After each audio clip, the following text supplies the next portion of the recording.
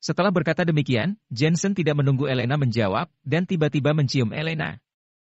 Elena tiba-tiba sangat terkejut, tubuhnya menegang. Dia dan Jensen telah menikah selama setahun, dan ini adalah kali pertama mereka berciuman. Jensen, kamu. Dia ingin melepaskannya, tapi Jensen berbisik di telinganya, istri, bagaimana kamu harus berpura-pura dulu? Pembunuh itu pasti akan waspada jika kita mengawasinya dengan sengaja. Mendengar ini, Elena kesal dalam hatinya, Jensen ini memanfaatkan kesempatan. Kalian berdua, seorang tamu mengundangmu untuk minum. Pada saat ini, seseorang menyapa Jensen dan Elena, dan bartender datang dengan 2 gelas anggur. Terima kasih. Jensen tersenyum ringan, mengambil salah satu cangkir dan meminumnya, lalu mengambil cangkir acak di bar, memesan 2 gelas rum, dan tersenyum pada pelayan, aku juga akan bersulang untuknya. Terima kasih. Pelayan pergi dengan segelas anggur. Jensen, kamu bajingan.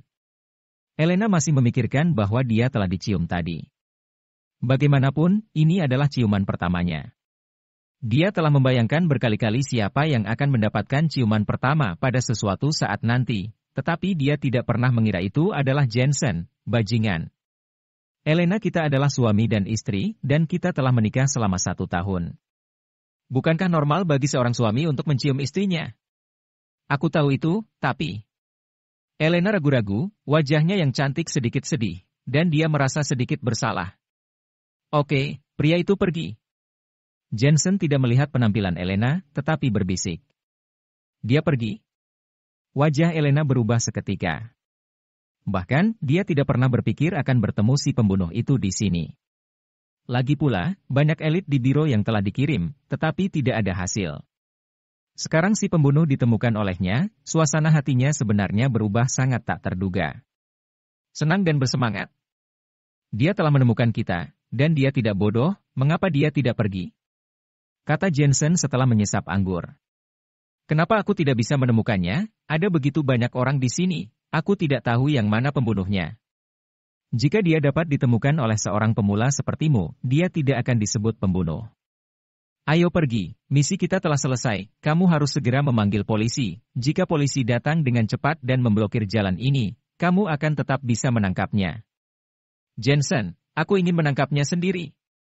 Elena tiba-tiba menoleh untuk melihat Jensen, tetapi Jensen sedikit terkejut. Dia mengerutkan kening dan berkata, tugas kamu adalah menemukan pria itu, bukan menangkapnya hidup-hidup. Jika kamu menangkapnya seperti ini, itu akan berbahaya. Aku kira biasanya pembunuh seperti ini memiliki latar belakang, mungkin kamu akan mendapat masalah, kamu akan diawasi dan akan menjadi sasaran organisasi pembunuh. Aku seorang polisi, aku tidak takut dengan penjahat. Elena tampak tegas. Jensen menghela nafas, tetapi tidak ia menghentikan Elena. Bagaimanapun, apa yang dia katakan tadi hanyalah dugaannya. Tapi dia sudah pergi, bagaimana kita bisa mengejarnya? Elena bertanya lagi. Bau. Jensen tersenyum ringan, lakukan saja apa yang aku katakan nanti. Kamu ingin mengambil keuntungan dariku lagi? Elena tiba-tiba berkata dengan marah, meskipun dia merubah sikapnya terhadap Jensen, tetapi dia masih belum nyaman dengan tindakan penuh kasih sayang Jensen terhadapnya. Mau bagaimana lagi, siapa yang suruh kamu menjadi polisi?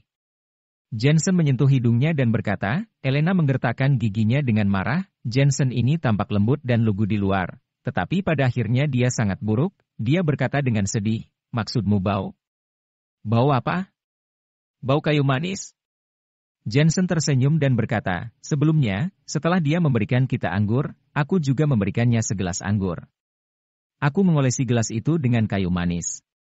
Selama kamu mengikuti baunya, kamu pasti akan menemukannya. Apa iya, setelah waktu yang lama, baunya pasti sudah hilang. Aku seorang dokter, dan kayu manis adalah ramuan obat. Tidak peduli seberapa lemah baunya, aku masih bisa menciumnya. Ikutlah denganku. Jensen menarik Elena melewati kerumunan, dan melihat bahwa bar memiliki pintu belakang, tetapi ada 2 pria kekar yang menjaganya. Ini adalah area terlarang dan hanya untuk pribadi, kalian berdua silakan pergi. Melihat Jensen dan Elena berjalan masuk, kedua pria besar itu tidak bisa menahan kerutan, dan menganggap Jensen dan Elena sebagai orang yang menemukan tempat untuk melakukan hal semacam itu setelah mabuk. Namun, Jensen mengabaikan mereka, memeluk Elena, dan menciumnya. Terlihat seperti pasangan mabuk. Bajingan ini. Elena mengutuk dengan marah. Dia hanya bisa menerimanya. Dia bersumpah bahwa dia akan membuat perhitungan pada Jensen saat mereka pulang nanti. Dua orang gila ini, apakah mereka ingin menyelesaikannya di tempat ini? Betapa tidak tahu malunya mereka. Gadis itu sangat cantik. Jika ada siaran langsung, itu akan bagus. Berhentilah bermimpi, bos memerintahkan kita untuk mengawasi daerah sini. Kedua pria besar itu sedikit gatal, tetapi salah satu dari mereka masih berjalan menuju Jensen, mencoba mengusir Jensen. Elena. Pada saat ini, Jensen memberi perintah dengan suara pelan. Elena tidak bodoh, dia bertindak dengan cepat, terlihat sangat elegan, tetapi keterampilannya sangat bagus, dan tiba-tiba ia bergegas ke belakang pria besar itu, memegang benda hitam di tangannya, dan tiba-tiba memukulnya. Di bagian belakang leher pria besar itu. PFFT. Pria besar itu pingsan dan jatuh. Elena, dia membawa pistol, dan menyembunyikannya di tempat seperti itu. Jensen menatap dengan sedikit terkejut, meskipun pukulan Elena sangat cepat, tetapi dia masih melihat bahwa Elena menyembunyikan pistolnya jauh di dalam pahanya, menariknya keluar dengan cepat, dan membuat pria besar itu pingsan. Siapa kamu? Wajah pria lainnya sangat berubah, dan dia tiba-tiba menekan bel di dekat pintu, tetapi kecepatan Elena lebih cepat, dan dia datang ke pria besar itu dalam satu langkah, dan memukul. Pria besar itu kesakitan dan ingin berteriak, tetapi Elena sudah membuatnya pingsan. Ayo. Kemudian, Elena membuka pintu belakang dan masuk bersama Jensen. Elena, aku tidak menyangka keterampilan MU begitu kuat. Jensen memuji. Itu hanya sedikit keterampilan. Elena jarang membanggakan dirinya, dia telah melihat Jensen menjadi pusat perhatian sebelumnya. Dia memiliki temperamen yang kuat, dia berkata dengan bangga. Aku suka belajar seni bela diri sejak aku masih kecil. Aku berlatih kungfu dengan kakekku di belakangnya, dan keterampilanku tidak lemah. Kemudian, aku pergi mendaftar di Akademi Kepolisian untuk belajar gaya pertarungan lainnya. Aku bisa mengalahkan 21 orang. Istriku perkasa. Jensen memuji, tetapi ketika dia memikirkan pistol Elena, yang tersembunyi di dalam stokingnya, dia tidak bisa menahan perasaan bingung. Sebelah sini. Jensen mencium bau yang akan menghilang di udara, dan membawa Elena mengikutinya. Ini adalah pintu belakang bar. Masih banyak bar di luar. Jensen akhirnya berhenti di klub malam bernama Tambang Emas. Dua tamu, apakah datang untuk bermain? Di pintu gerbang klub malam ini, ada wanita cantik, semua tersenyum dan menyapa. Klub malam ini jelas milik distrik bernama Lampu Merah, dan juga menyediakan tempat untuk pasangan untuk berbuat seperti itu. Melihat Jensen membawa Elena ke sini, para wanita ini secara alami tahu apa yang akan mereka lakukan. Ada 10.000 yuan di sini, aku punya pertanyaan untukmu. Jensen mengeluarkan uang kertas dan mengangkatnya, membuat mata para wanita itu bersinar.